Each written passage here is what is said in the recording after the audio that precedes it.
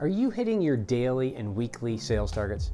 Are you making the calls you should be making every day? Are you sending follow-up emails the same day you reach out to the individual? Are you connecting with people on LinkedIn on a regular basis, making those connections, sending messages, and building out the prospect strategy for yourself? Let's be honest.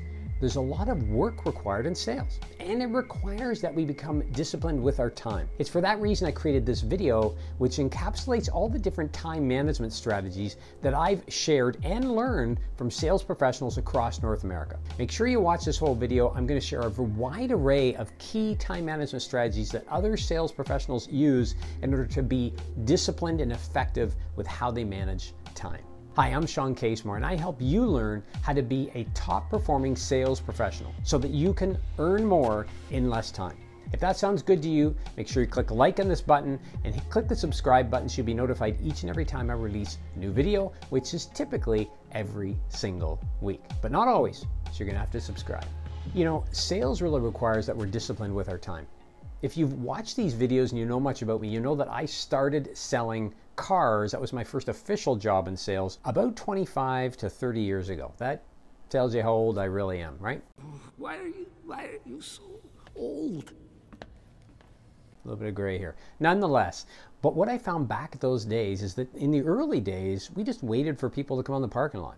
So some days were busy, some days not so much. But on the days that weren't so much, there were a wide variety of different activities we could spend time on to generate leads, to generate opportunities. And the more activities you could run in parallel, the more opportunities you created to sell, right? So activities equal opportunities in sales. As a result of that, the more you can manage your time effectively, the more activities you can generate, which in turn creates more opportunities, right? So these all go hand in hand. So what I want to share with you is somewhat of the key aspects of time management that both I've used and still use today, as well as a variety of sales professionals across North America have shared with me over the years.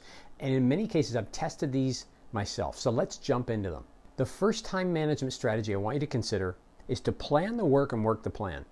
You know, I don't know about you, but I'm still a fan of writing down my activities. Take the pen. Oh no. Go ahead. I couldn't. Yes, I have CRM and I use it quite regularly. I've got notes that I use in email. I've got reminders through email and CRM. All sorts of things happening, lots of technology. But my preference, it has been forever, is still to write down. So at the end of every day, I take a few minutes, do a bit of a brain dump onto a page of paper as to what needs to be accomplished tomorrow and the rest of this week. And then I sort it. It literally takes about 10 minutes, but I create the plan for the next day. But here's the key. Yes, you have to create that plan. And I find that doing that brain dump at the end of the day really clears your mind so that you can relax for the rest of the day. But when you come in the next day, you have to work the plan. If you have a plan that you do nothing with, right, you're not going to go anywhere. You're not going to get anything done you need to get done. Find a strategy that works for you to create your plan for the next day. Do this day by day. And then make sure when you come into work the next morning, you work that plan. Now, if you've got other things that pop into your calendar, that happens, but make sure you prioritize what it is you need to do that day so you at least get those done, okay? Emergencies happen, situations crop up all the time, but if you take, here's what I plan for the day, here's the priority of those things, you've got then a short list that if something happens you didn't expect, you can start from the top and work down and see how far you can get. That means you're tackling your top priorities first. So, step number one in managing your time effectively is you plan to work and then work that plan. The second time management strategy I want to share with you is being disciplined about how you use your time. You know, at the end of the day, we all have 24 hours in a day, right? There's only 365 days in a year, and there's an average life expectancy. We're not going to gain more time, but what we can do is do more with the time that we have. Let's say that again. We're not going to gain more time, but we can do more with the time that we have. What do I mean by do more? Well, ultimately, it's going back to saying if I created a plan, I'm going to be very strict about my time. What do I mean by that? Well, I'm not going to let people interrupt my day. If you haven't booked a meeting with me the day prior and you want to suddenly drop in a meeting the day of, unless you're a prospect and this is going to be a meeting that I may be able to convert you in, it's likely not happening unless I have a bunch of time at the end of the day, in which case I'll offer it up. But if I've got priorities filling my day and you just want to meet, connect, talk, and I don't see this as something that's going to allow me to convert you, right? This is not a sale per se. then I'm going to move you off to the next day. I'm going to be strict about my time. One of the exercises I like to do actually in order to be strict with my time is I create the plan and then I just track how I'm doing. I don't do this every day. I don't even usually do it beyond one day, but for those times when I start to feel a little bit overwhelmed that I'm not working my plan, what I tend to do is write down how I'm spending my time. If you do this, you'd be surprised when you look back and realize, well, I actually am getting a lot of stuff done. But when it comes to time management, we've got to be disciplined. Right? So if we say we're going to work on something from 9 till 10, we're going to work on it from 9 till 10. We can't say, well, I'm just going to answer these couple of emails first, and then I'm really tired. Better get a cup of coffee before I start this. Next thing you know, it's 9:30. And then we say, well, there's really not enough time to start, right? When we're not disciplined with our time, it really creates the ingredients. It creates the environment in which we can procrastinate, and we don't want to do that. Now let's see how it looks so far. The time. So set up your plan, assign times to it to the best of your ability, and then make sure you stick with those times. And if something or somebody interrupts, move them off. I like to put buffer time near the end of my day so that if somebody needs me, I can always say I'm available between 3 and 5.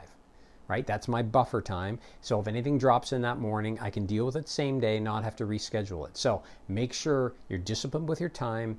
And if you're frustrated, if you're finding you're having a difficult time really understanding where your time is going, take one day and just track down where you're spending your time. Compare that to your plan per my earlier comment, and you'll see the gaps, and then you'll know where you need to increase your discipline and be more focused on how you're spending your time. You know, this third strategy is really about you as a person. You know, we all have our productive times. Those are the times during the day at which we feel productive, or we at least feel the most productive. I want you to take a look at your day yesterday, or maybe even your day today, depending on when you're watching this. And I want you to ask yourself, when was I most productive? Or at least when do I feel most productive? For example, for me, I'm typically most productive earlier in the day. Once we get to about 1 o'clock in the afternoon, I'm not as productive.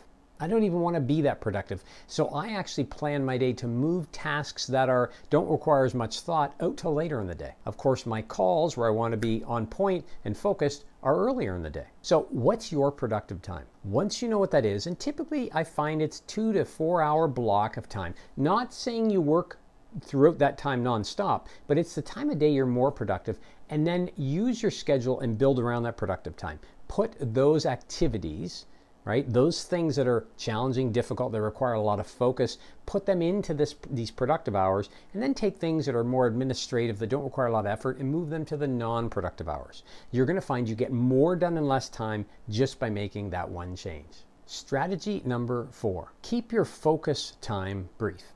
Now, focus time is this.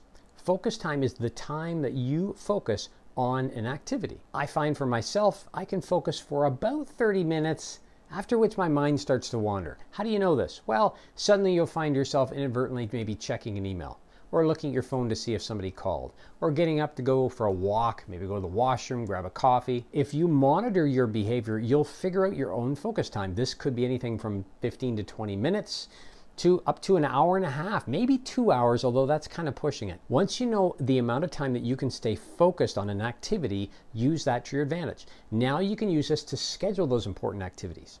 So if you have an activity that takes you half an hour, schedule that with a break at the end of 30 minutes if your productive time is 30 minutes. If your productive time is 15 minutes, schedule 15 minutes of work, take a 5-minute break, back at it again. When you know your productive time, which by the way is different for all of us, so that's why you have to monitor how you spend time, monitor your own natural behaviors, and then use that to your advantage. Sorry I'm a little late. Whoa, a lot late. Once you know what this productive time is, again, you can use it to your advantage and not try and push through things that you just don't want to push through, because what will happen is you'll procrastinate, you'll push them off because you know that that 3-hour activity, right, is something that you don't want to spend more than 30 minutes on. So instead, schedule 30 minutes a day, and suddenly that 3-hour activity is wrapped up within a week, if my math serves me correctly. Now let's look at number 5. Okay, this last one is something you've heard a million times, but you'll hear it again from me because we're not doing this. Schedule your social media and email time. Schedule. So if you've built that schedule, you know your productive times, you've put the most important activities into those buckets, into those time slots, and you've scheduled in breaks so that you can remain productive, then the last thing I want you to do is schedule in email and social media. Why? Because they're time wasters. Now,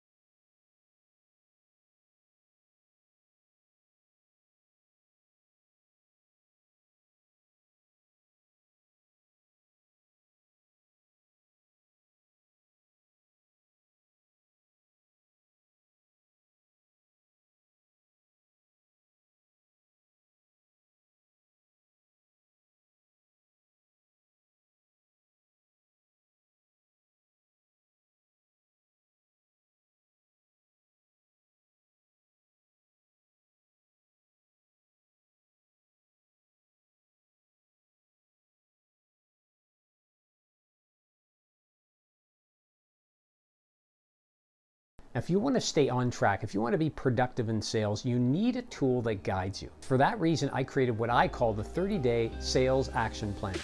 Click the link below, you can grab your copy, you can print it off, you can use it in its current form, but the goal of this tool that I created is to help you set your goals and then track your activities against it. It will help you build this time management practice that we've discussed today. It'll reinforce a lot of what we talked about, and it's the aid you need to be successful. So make sure you click that link below and grab yours.